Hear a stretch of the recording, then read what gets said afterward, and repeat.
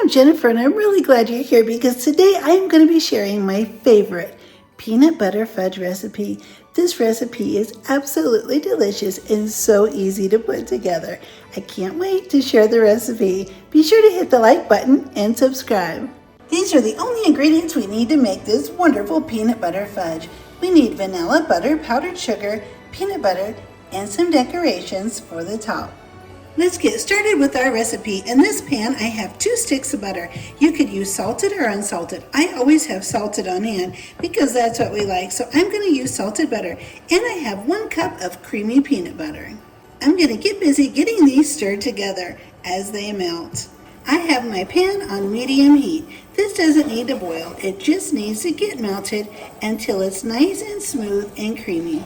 And now that everything is all melted together, I'm going to go ahead and add my vanilla and turn my heat off. I'll stir in my vanilla, and now I'm going to add in my powdered sugar. I have 16 ounces of powdered sugar, which is 1 pound. I'm going to get this all mixed in quickly and efficiently. You'll need a sturdy spoon to stir this up.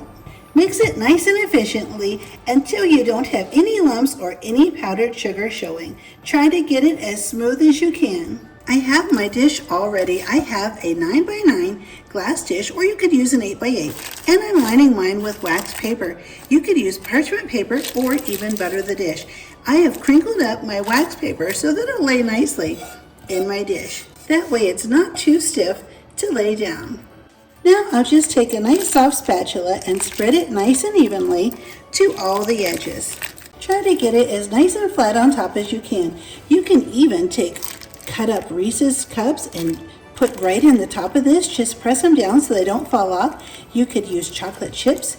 You could use any kind of butterscotch candies or chocolates, anything you like, even marshmallows. And now I'm going to take some regular little Christmas sprinkles and put all over the top of my fudge. Once you get these put on, it's a good idea to press them down just a little bit so that they don't fall off. And now, off to the refrigerator with our fudge. We're going to let it cool until it's nice and set. I have just taken the fudge out of the refrigerator and laid it out on the cutting board. The wax paper is still underneath, and I'm going to get busy cutting this peanut butter fudge. I'm just going to trim off all of the edges to make it nice and square. I'm sure my husband Alan will know just what to do with these trimmed off edges. Now we'll just get busy cutting our fudge into really nice, even squares. You can make these as big or as little as you'd like. I love to use a great big sharp knife like this because we always want really nice, sharp, clean edges. And here's how our wonderful peanut butter fudge turned out. It is absolutely delicious. I hope you give this recipe a try and realize just how easy and just how delicious it is. I know it'll be wonderful to share it with your family and friends this holiday season. Be sure to hit the like button and subscribe and come back for many more easy, fun, delicious recipes. I'll see you next time.